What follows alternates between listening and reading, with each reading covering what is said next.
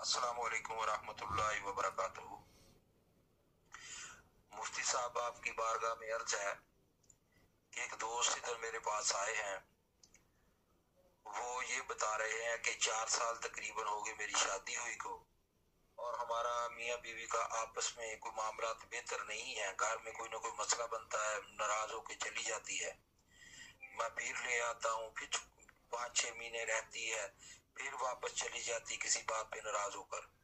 تو اب 4 سال کا عرصہ ہو گیا، تو میں نے یہ ذہن اپنا بنا لیا، سوچ لیا، فیصلہ کر لیا ہے ذہن میں، اپنے دل میں، اپنے گھر والوں سے میں نے کہا ہے کہ میں نے اس کو نہیں رکھنا، میں نے اس کو فارغ کر دینا ہے۔ مگر اس نے بھی اس کو طلاق جو زبانی طور پر ادھر پیغام یا اس کو یہ اس نے نہیں بولا، صرف اپنے گھر میں فیصلہ کیا، اپنے دل میں فیصلہ کیا ہے۔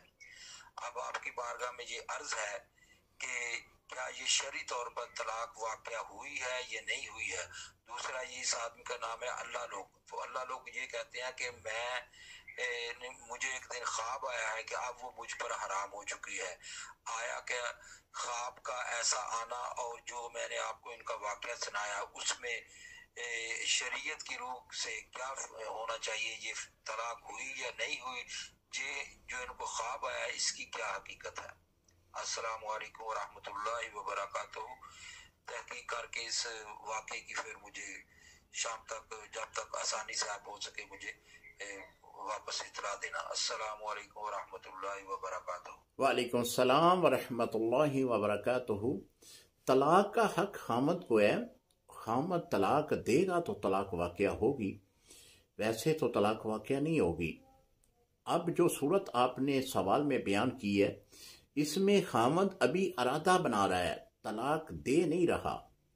اس نے دل میں ارادہ بنایا ہے کہ میں اس کو طلاق دے دوں، تو ظاہری طور پر اس نے طلاق دی نہیں ہے۔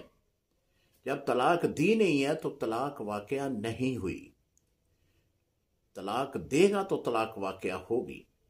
لہذا جو صورت آپ نے بیان کی ہے، اس سے طلاق واقع نہیں ہوئی۔ جو خواب کا آپ نے بیان کیا ہے، یہ چونکہ معاملہ اس کے زیر باس ہے اور اس کے دماغ میں بھی ہمہ وقت یہی معاملہ چلتا ہوگا، اور بہت ساری خوابیں جو ہیں، جو زندگی کا معمول ہیں، جو زندگی خیالات ہیں، ان پر ہی خوابیں مبنی آتی ہیں۔ تو یہ بھی خواب جو ہے وہ اسی صورت میں آئی ہے، اس خواب کی بھی کوئی ایسی تعبیر نہیں ہے۔ السلام علیکم ورحمۃ اللہ وبرکاتہ۔